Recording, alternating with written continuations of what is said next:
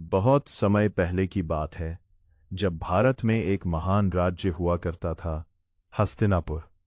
इस राज्य के राजा थे महाराज शांतनु। वे बहुत ही वीर, न्यायप्रिय और बुद्धिमान राजा थे। एक दिन जब वे गंगा नदी के किनारे घूम रहे थे, तभी उन्होंने एक अत्यंत सुंदर स्त्री को देखा। वह कोई साधारण स्त्री नहीं थी, वह थी देवी गंगा। राजा शांतनु उन्हें देखते ही मोहित हो गए और विवाह का प्रस्ताव रखा। गंगा ने विवाह के लिए हाँ तो कह दी, लेकिन एक शर्त रखी। आप मुझे कभी किसी काम के लिए रोकेंगे या प्रश्न नहीं करेंगे। राजा शांतनु ने प्रेम में यह शर्त स्वीकार कर ली। विवाह के बाद जब उनका पहला पुत्र हुआ, तो गंगा उसे नदी में बहा देती है। ऐसा ही उन्होंने 7 बार किया। राजा शांतनु बहुत दुखी होते थे, लेकिन अपनी शर्त के कारण कुछ नहीं बोल पाते।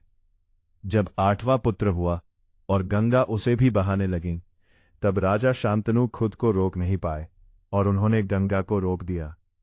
तभी गंगा ने कहा, राजन, आपने मेरी शर्त तोड़ दी है, अब मैं आपको छोड़कर जा रही हूं। गंगा ने बताया कि ये सभी बच्चे वास्तव में देवता थे, जिन्हें श्राप के कारण धरती पर जन्म लेना पड़ा था। उन्हें मुक्त करने के लिए ही उन्होंने ऐसा किया। लेकिन 8वां पुत्र जीवित रहा। वही आगे चलकर बने महान योद्धा भीष्म। गंगा उस बालक को अपने साथ ले गई और उसे श्रेष्ठ शिक्षा दी। कुछ वर्षों बाद उन्होंने उसे वापस राजा शांतनु को सौंप दिया। भीष्म बचपन से ही बहुत वीर, बुद्धिमान और धर्मप्रिय थे। समय बीता और एक दिन राजा शांतनु को फिर प्रेम हुआ। इस बार एक मछुआरे की पुत्री सत्यवती से। सत्यवती के पिता ने विवाह के लिए एक शर्त रखी। सत्यवती का पुत्र ही राजा बनेगा।